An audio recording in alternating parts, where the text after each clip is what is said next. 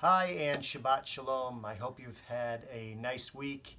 I know that many of you had your eye on the Israeli election that took place earlier in the week.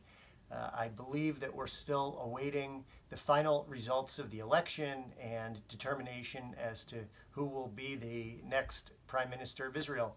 Keep watching for more information. For those of you who attended the AIPAC conference, welcome home.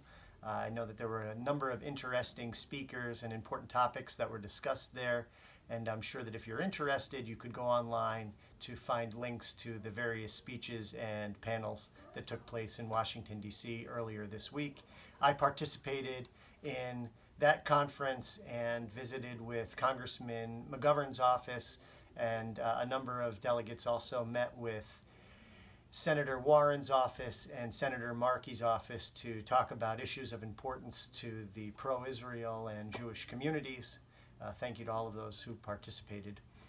Locally, we have a few wonderful events coming up. Last evening, we held a planning meeting for the upcoming Black Jewish Alliance second annual Unity Seder, and that is taking place on March 29th. If you've attended the Unity Seder in the past, last year was our first one, you know that it's a just wonderful evening of songs and performances, great kosher food, and it's just a nice opportunity to get together as a community with other members of the non-Jewish community to celebrate the story of Passover. Again, that's Sunday, March 29th at 6 p.m. It's being held at Clark University. Thank you to Clark Hillel for hosting the event this year.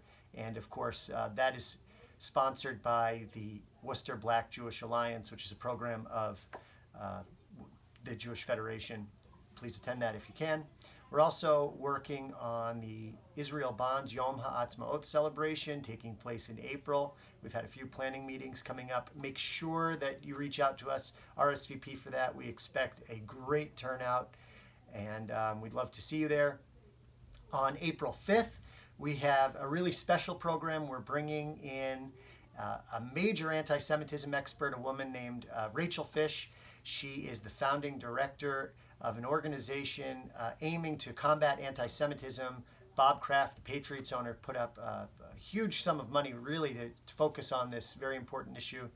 That event is also being held at Clark University. We're asking them to host, and they've graciously agreed to that.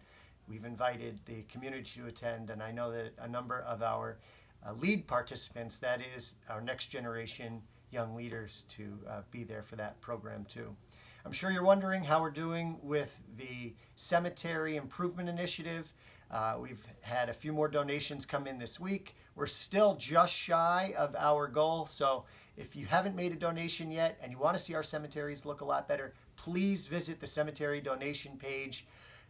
You can find a link to that right here in FedMail. We need your support. If you know of people who don't necessarily live in the community, they might not be getting FedMail or they might not know about this, forward it along to them. This is you can live anywhere in the country and participate.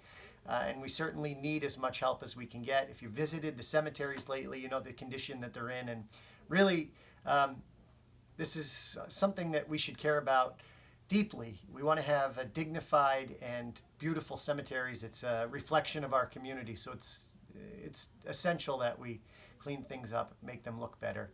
Also, if you haven't yet participated in Federation's annual fundraising campaign, we still, of course, need your help. The allocations committee will be meeting shortly. We're expecting a number of requests for allocations this year, and we really want to have a strong campaign.